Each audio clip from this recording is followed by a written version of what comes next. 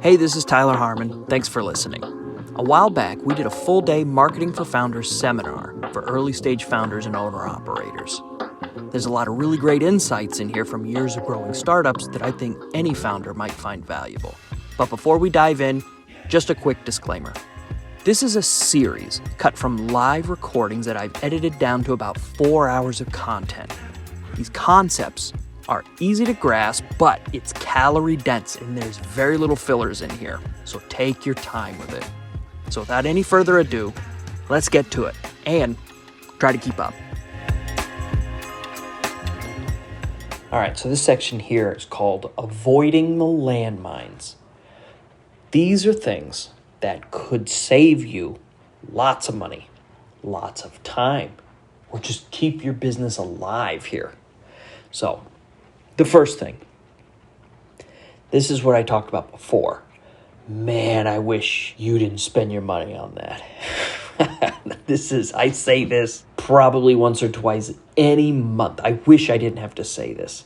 These are things that spending $50,000 on a regular old website or allowing really lazy developers to build you a 100% custom website. Most of the time, it doesn't need to be custom. There are plenty of things that are off the shelf.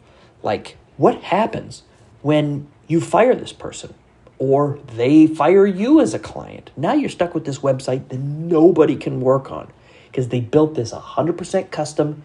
And if they were lazy enough not even to research if there was something there, then it's going to be impossible for someone else to step in and work on this thing. Because where did they put the scissors? You don't know. Or you spent half your entire ad budget on an agency who made you 2 videos for Facebook. I wish you didn't spend your money on that. There are better ways to get the same outcome. But we're here either because we got hasty with a decision or we didn't know we had a choice to begin with and we just made this decision by default. So, space pens. Back during the space race, there was the company Fisher Pen. They invested $1 million into the development of this space pen. It used pressurized ink cartridges and solid ink that turns into liquid against the ballpoint pen. The thing could write upside down in the zero gravity of space. You know what the Russians used? A pencil. So, yes, you have to spend money to make money. But for the love of Mary, don't spend all your money before we even get started. It's not just inexperienced people that do this either. Sometimes it's the old pros. And they think it's going to be this walk in the park and they end up getting blindsided. The moral of this story is over-communicate. In startups, nothing is routine, so don't make these dangerous assumptions. I can't tell you how many times I tell clients, man, I wish you would have talked to me before you did this, or just explain your thinking. Because these dangerous assumptions like this, they can make what I call fatal mistakes, and you are out of the game before you even got started. So there's this concept, optimism versus paranoia. Optimism is good. You have to be optimists in this business, but just don't put your head into the clouds. I saw these couple of tweets. I'm in the Elon Musk algorithm at the moment, so I get a lot of stuff. But there were these tweets that came from either Peter Thiel or Elon Musk. Both of these guys were PayPal bros. They really don't get along that well now. Peter Thiel, he said, if you think you're going to get an A, maybe you will. But if you think you're getting an F, then you definitely will. He said that, and then Elon Musk commented right on top of it. And he assumed that both Tesla and SpaceX, they both had about a 10% chance of success. He was very paranoid or very skeptical that either of these things were going to work out. This is what Jim Collins, he wrote these books, Great by Choice, Good to Great. He does these awesome research projects. If you haven't read these books, I recommend reading one or all of them. He calls this productive paranoia, which means that these people, they have a plan for everything if and when it goes wrong. They have buffers, they have safety nets, budgets, reserves, lifelines, all that stuff. Where the optimistic leaders, they rely on everything going right, which would be like burning the boats on the beach and traveling lean and mean and planning on crossing the finish line with fumes in the tank. It's very dangerous to do that. Everything has to go perfectly for you to be able to do that. Only in academics are you not allowed to fail. So there's the book by Napoleon Hill, 100 years old, called Think and Grow Rich. And what he said in there was, in academics, you fail once and you're out. But in business, if you succeed once, you're in.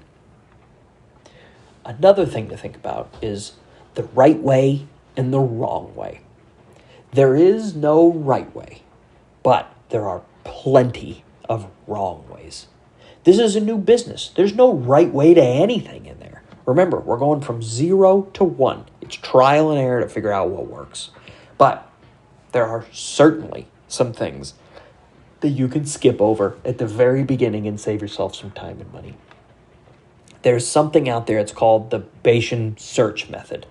It's based on quantifiable, reasonable expectations. They're very cut and dry. They're very intuitive. You're probably just going to hear these things and just go, this is so stupid. I can't believe you're explaining this to me. But let's say you lost something. What you're going to do is you're going to take a map of where this could be and you're going to divide it into a grid. So the first thing you're going to do with the Bayesian search method is think about the probability. Think about how likely it is for what you lost to be in one part of the grid versus another. Like a parking lot.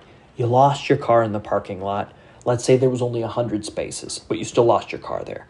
So let's rule out the furthest 10 spaces at the very back because you wouldn't park back there.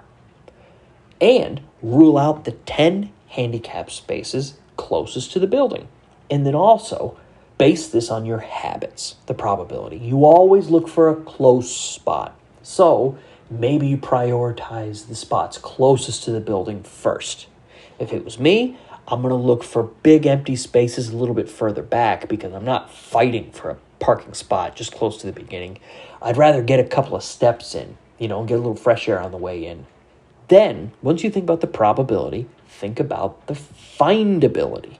How easy would it be to find where your car was in certain spaces? Like, if you lost a submarine, where are you going to look? Shallow water or the Mariana Trench, which is 7 miles deep? Maybe it's easier to look in shallow water than deep water. Maybe now you're starting to think about how easy it is to look for it, how probable it is. You kind of see where I'm going here. And then the third thing is feedback. Update the probability based on your findings. Like if you were following someone's footsteps in the fresh snow, there's no footsteps, you can see the footsteps very easily. If you lost the trail, the odds are that the person that you're looking for is not up ahead because you would see the footprints, right? So what you would have to do is rethink and go back to where you last saw the footprints and start over again, and then think about the probability and how easy it would be to find them. Like you see one that's just a big open field on the top of a hill and one that's a big dense forest. If it could be either or, I would start at the top of the hill and see if you could find them there. So it's a good common sense way to rule out certain things right at the very beginning and choose where to start. Like if people are going to start giving you ideas, you're going to have these employees and they're going to tell you things that you should start to do. If they're easy to try, but they're unlikely to succeed, I wouldn't even waste your time, even if it's easy to try. Or if it's harder to try, but likely to succeed, I would try this later if the easy things don't work out.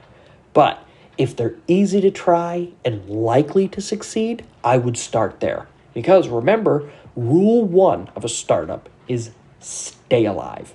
Use good judgment.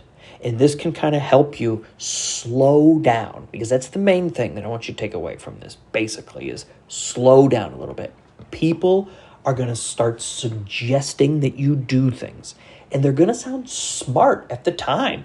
Oh, at the time, it sounded like a great idea. Or if you're in a board meeting because you raise money from venture capital and all these advisors are telling you what you should do. If the pit in your stomach tells you it's a bad idea, slow things down, especially at the beginning. This is what woodworkers say, measure twice, cut once. Because there are plenty of wrong ways, and you just don't want to start there. It's not that you shouldn't make mistakes, because you're going to make quite a few of them. You just don't want to make fatal mistakes. And don't make time-consuming mistakes. They're going to burn through your cash while you do it.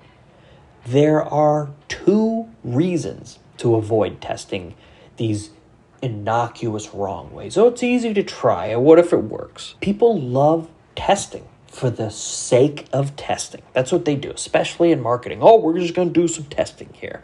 We're going to test something that we know won't work versus something that'll work because at least we're testing something. They think it makes them smart because they're turning over stones. But the problem is the opportunity cost.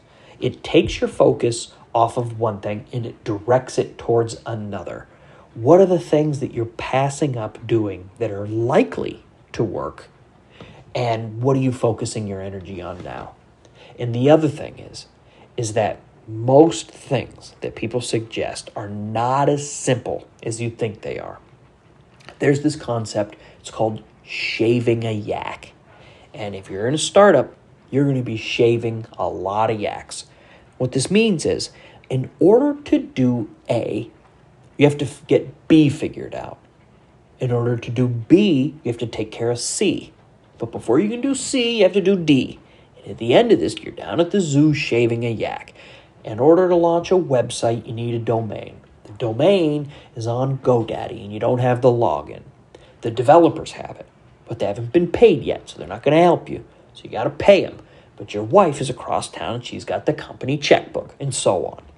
So, while some things they might seem simple and innocuous, and we should just test them because we should, it's probably a yak. You're going to end up shaving it by the end of this.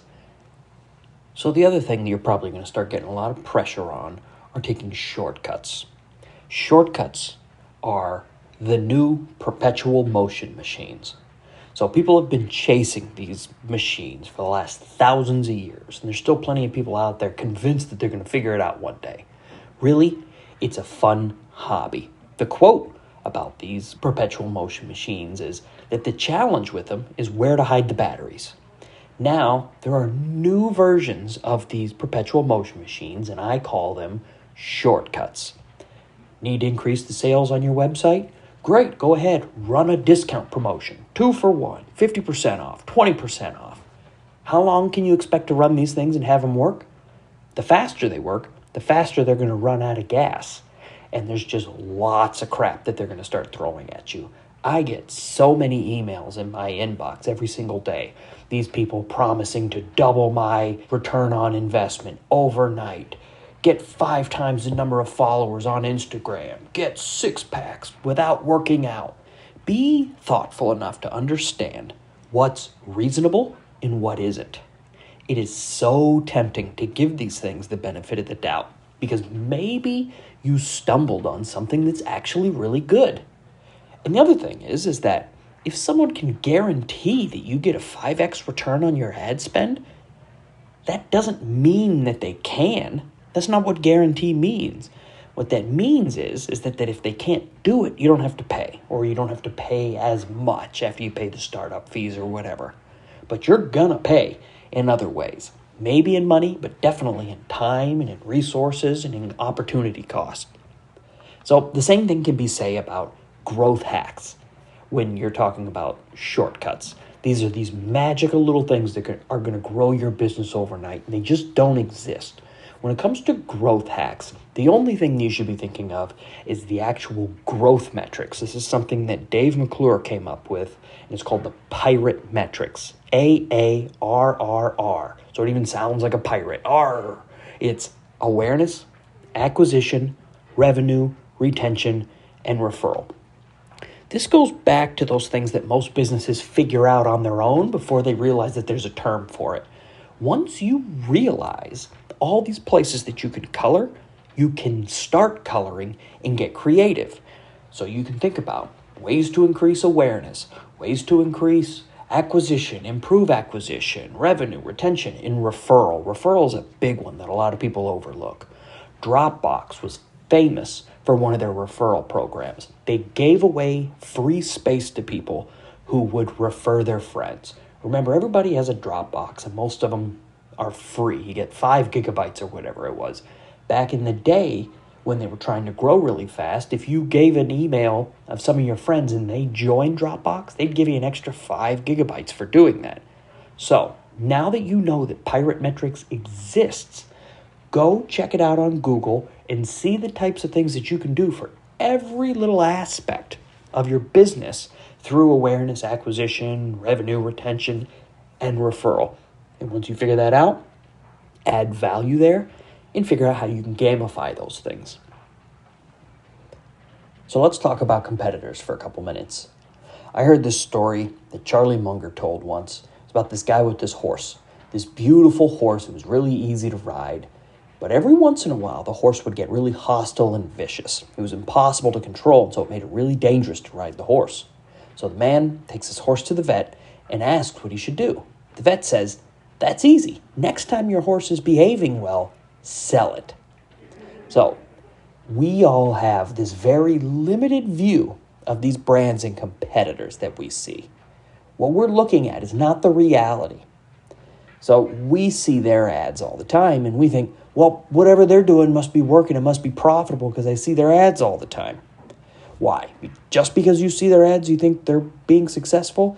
That's kind of the whole point of ads, is the frequency. You're supposed to see them a whole bunch. We'll talk more about frequency later.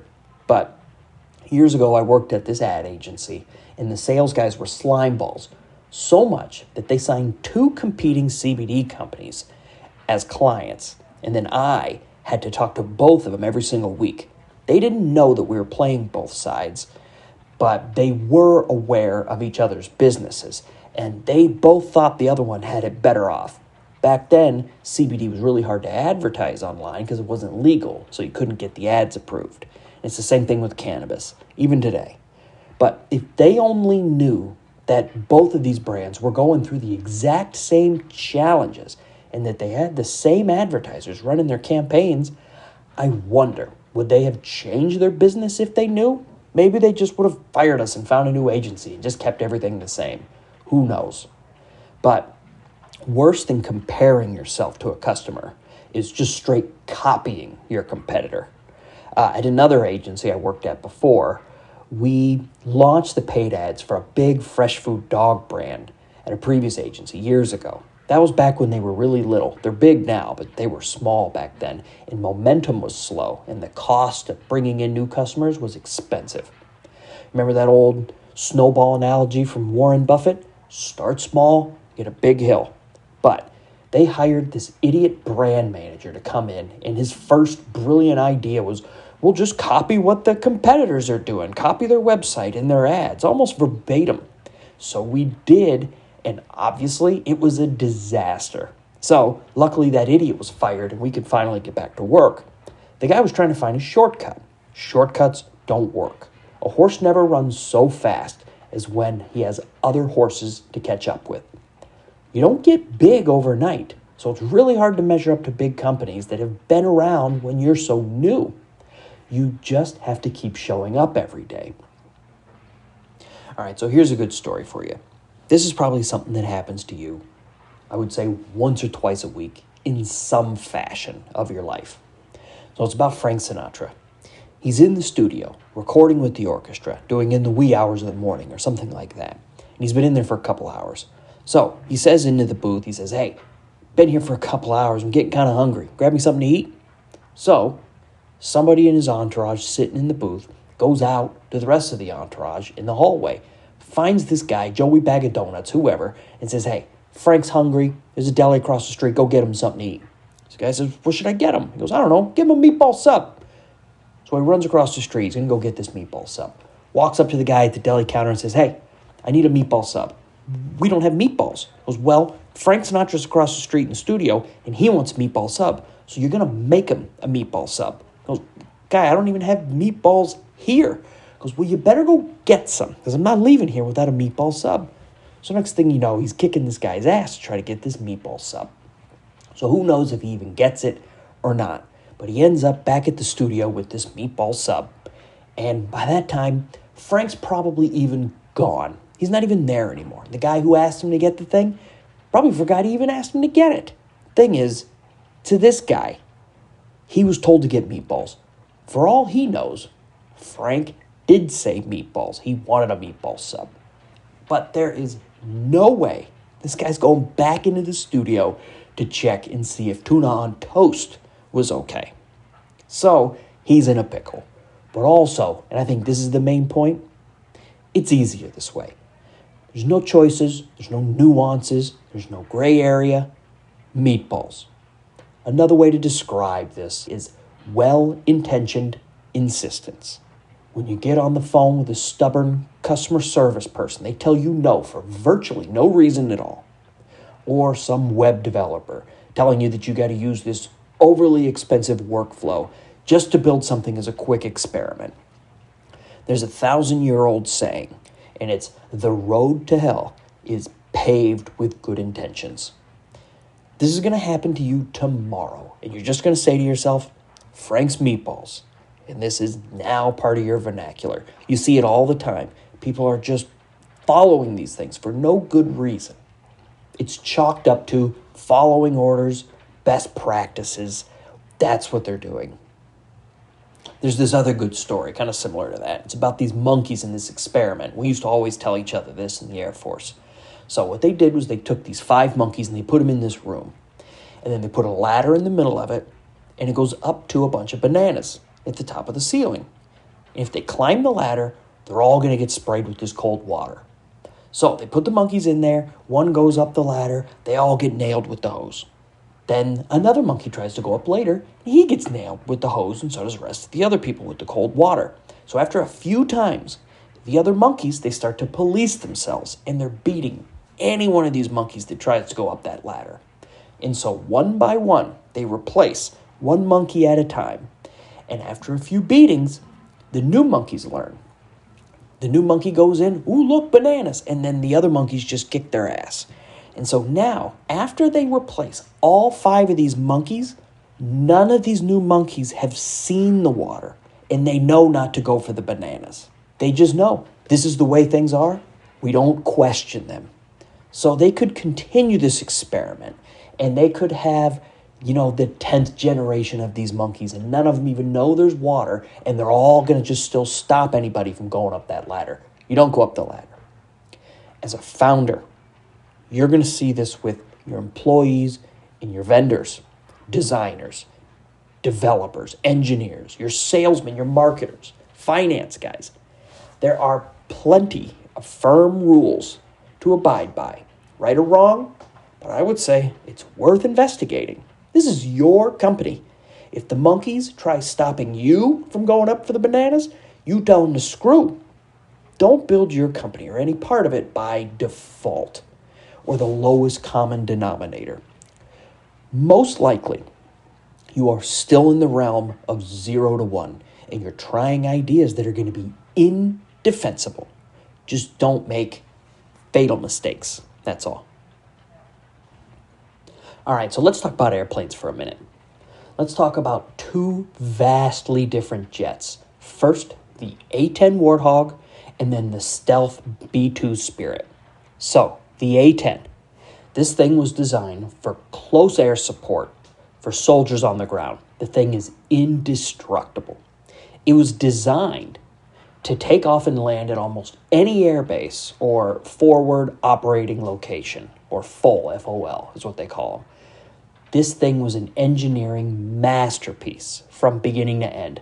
There were no unique engine parts on this thing.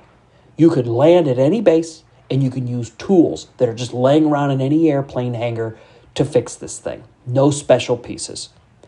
Where my jet, I flew on the E3 AWACS, and sometimes if we had broken parts and we landed somewhere, we'd have to wait until the part could be flied in for it to be repaired. So, it was designed to be worked on, the A-10, while the engines were still running. They had high engines and low wings so they can work on this thing. It was amazing compared to the Stealth B-2 bomber. This is the flying wing stealth bomber. So secretive and special that it only lived at one air base in Whiteman Air Force Base in Missouri. So when they would fly missions overseas, they would take off at Whiteman, they'd fly all the way across the ocean, go bomb somebody, get air refueling, and then fly all the way back and land at Whiteman without touching ground anywhere else. Eventually, they made a special secretive base where they could land these things overseas, but it was a really big deal that they did it. This thing can only be worked on at Whiteman. So, think about TikTok videos now. You got the girls doing these choreographed dances with a tripod in the park. Practice. Just so labor intensive. Now think about the guy who was mixing paint at True Value, just holding his phone while he was at work and just mixing paint bucket after paint bucket. Millions of followers. Or there's another guy that I like. He just cleans pools all day. He walks up, you see a dirty pool, holds the phone in one hand, cleans the pool, goes from really mucky to just crystal blue water. Millions of followers. Think about the effort that the girls make in the TikToks versus these people making paint or cleaning pools, just doing what they do every single day. Think about that and the effort that goes into that, and then the payoff and the results. And now think about the processes that you're going to build in your business. It could be something as obvious as the type of organic Facebook post and Instagram and TikTok post that you're going to make. Is this something that you can keep up? Or is it something that is so labor intensive that you're going to eventually drop it? Before you start working on a plan for something you have to do over and over and over, map it out and see what resources you're going to need to do it. Because if you're going to make one video or one ad and it's just going to kill you to get it up and running because of how labor intensive it is, don't do it that way. Find a way that you can do it with continuity and with relative ease. Otherwise, you're setting yourself up with these expectations that you just can't commit to. So I want you to just be reasonable about what you're committing yourself to. Thanks for listening. Next are 2 bonus episodes, the 10 marketing myths and 8 deadly diseases of marketing. After that, we'll dive into the next episode, which is all about psychology and one of my favorite topics, behavioral economics, where we get into biases and some really eye-opening assumptions. In the meantime, if you have any questions, suggestions, or need help with your own marketing, check out tylerharmon.com or the Rad Dad marketing website at raddadco.com.